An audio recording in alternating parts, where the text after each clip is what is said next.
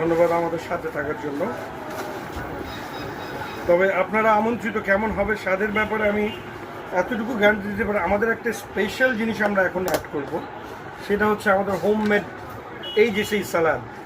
এই যে দেখুন সেই সালাদ, অত্যন্ত লোভনীয় এবং অসাধারণ খেতে।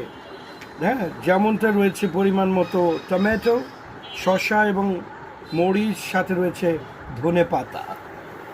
এখন আমরা দিয়ে দিচ্ছি, পুরোটা চলে গেল।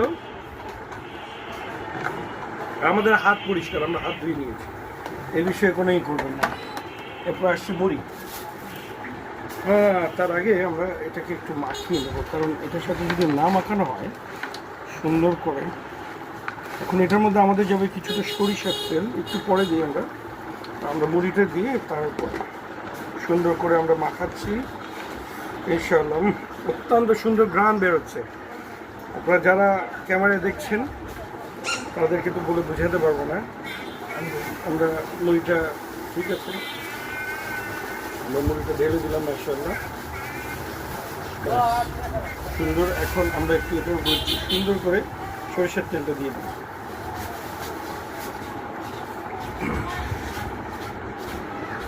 আজকে আমাকে কাজে সাহায্য করছে আমাদের রিপন। মানে তেল দেওয়ার মধ্যেও কিন্তু একটা আট আছে, পুরো তেলটা ধপাস করে ঢেলে দেবেন না, করে সাজিয়ে গুজিয়ে দিবেন। এতে কি হবে, তেলটা পরিপূর্ণতা পাবে। এবং মুড়িতেও ওইটা যেন বিসমিল্লাহ করে ডান দিক থেকে মাখানো শুরু করবেন, দেখবেন মুড়ি মজা হয়ে যাবে। তারপর মুড়ি আর এক্সট্রা লাগবে না, যা হয়েছে মাশাআল্লাহ। একটু সামান্য লবণ লাগবে, সামান্য। আর নাই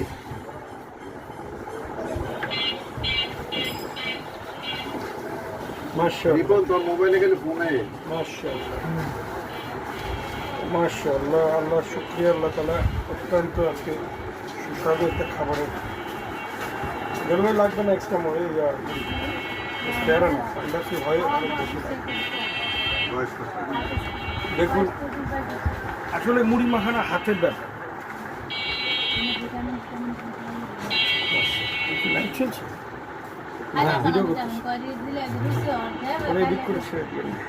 জি জি জি, জাযাকাল্লাহ খায়ের। সমস্ত মাখানো মুড়ি শেষ। এখন দ্বিতীয় পর্ব আমরা খাবো। খাওয়ার পরে ইনশাআল্লাহ এটার ব্যাপারে আপনাদেরকে বাকি রিভিউ দেবো। বিসমিল্লাহির রহমানির রহিম।